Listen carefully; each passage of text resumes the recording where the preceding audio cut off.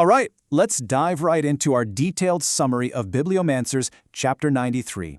Jack has just made the heart-wrenching choice to leave Frida behind, and now she's teaming up with a very, very strange crew to start an incredibly dangerous journey. Their first test? It's literally right around the corner. So, Chapter 93 kicks off the very second Jack rejoins her companions. And what a group it is. You've got Draco, the ancient and kind of arrogant dragon, Harry, the afterlife chauffeur who's seen too much, and Groucho, who is, well, he's a chimp. A golden portal pops up, and with that final, painful goodbye to Frida still fresh, Jack steps through, and right into their first problem. And bam, right out of the gate, they're standing on the edge of this massive, terrifying chasm. I mean, it looks real, it sounds real, it feels like a one-way trip to the bottom. But Draco, he just scoffs. With all the confidence in the world, he insists it's just a trick, a simple illusion. Easy for him to say. And this is where the group's dynamics get real fast. Draco immediately pulls rank. Harry is, understandably terrified to step into nothingness, but Draco just calls him out. He's basically saying, hey, you agreed I was the leader, so either prove I'm right and step out there, or go back through the portal. It's a total power play. Because that's what this is all about, right? This is a test of trust. It's not really about the chasm, it's about whether this brand new, cobbled-together team of misfits can actually rely on each other. From the very first step, they have to trust someone else's word with their life, and as you're about to see, that's not so easy for everyone. So how does it play out? Well, poor Harry, after being pressured, takes a step, and he's fine. It's solid ground. But then it's Jack's turn, and she's just paralyzed. Her number one fear is falling, and her brain is screaming at her. It actually takes Groucho, of all people, taunting her about Frida to get her angry enough to move. It's a perfect snapshot of the team.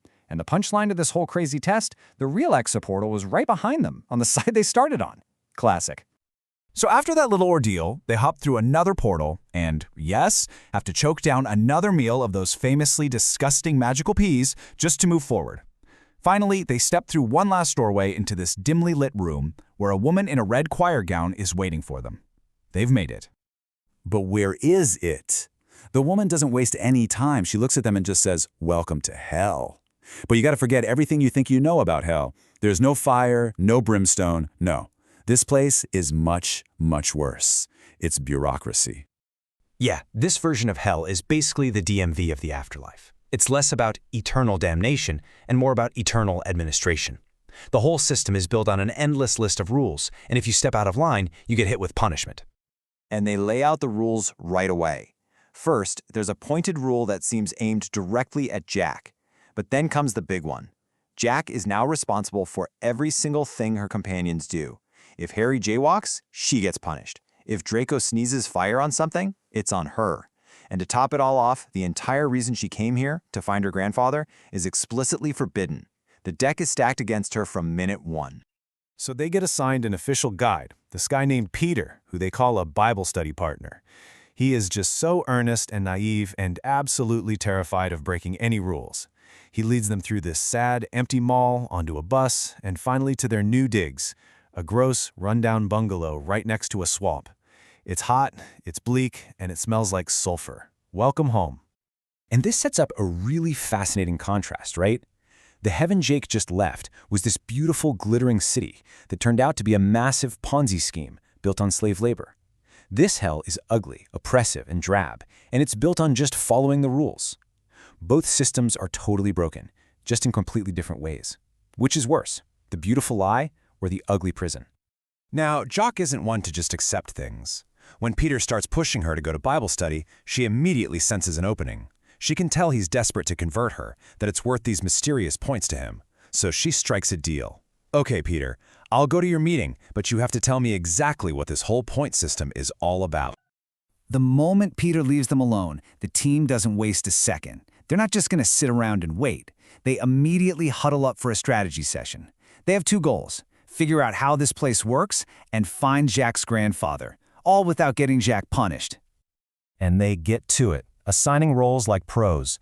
Draco's going to do a flyover, play eye in the sky, and look for any kind of security. Groucho is heading into that weird swamp to see what's up. And Harry, he's going to turn on the charm, go talk to the neighbors, and see what he can learn. It's a solid plan to map out their new prison. Peter gets back, and it's time for him and Jack to walk to Bible study. And this walk, this is the whole chapter right here. This is where Jack takes everything she knows, everything she's learned, and just systematically dismantles Peter's entire reality piece by piece. Jock starts by cashing in her end of the deal. She asks him flat out, "Okay, Peter, so what's the prize? What's the whole point of this point system?" And Peter is just thrilled. He thinks she's finally showing interest, that he's getting through to her. He's more than happy to explain everything.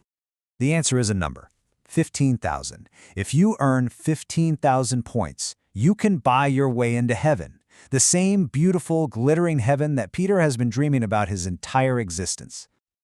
And here's the gut punch. Peter tells her that he has 14,903 points. He has spent his whole life, every single day, following every little rule to get this close to his goal. He is right on the finish line. And how much is converting a hard-to-save soul like Jock worth? You guessed it, 100 points. Exactly what he needs. Jock isn't just another assignment for him. She is his lottery ticket. She is the final key to unlocking his paradise. And then, Jake just drops the bomb. She tells him the truth, that heaven he's been working his whole life to get into, she was just there, and she kind of destroyed it.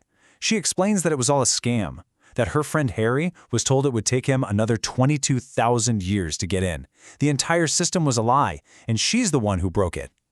And with that one revelation, the biggest threat in this world, punishment, becomes completely meaningless. The punishment is just losing points, points that buy your way into a heaven that doesn't work anymore. The threat is totally hollow. It's like threatening to take away Monopoly money after the game is already over. So as they're literally walking up to the door of the Bible study, Jock finishes her story. She lays it all out for him. His life's work, his faith, his dream, all of it a lie.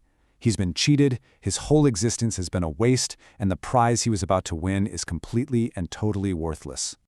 And that leaves us with this incredible question. Peter's world is shattered. Jock knows her mission. But how do you fight a system where the only punishment for breaking the rules is that you lose a game that's already been broken? What does rebellion even look like when the consequences don't matter anymore?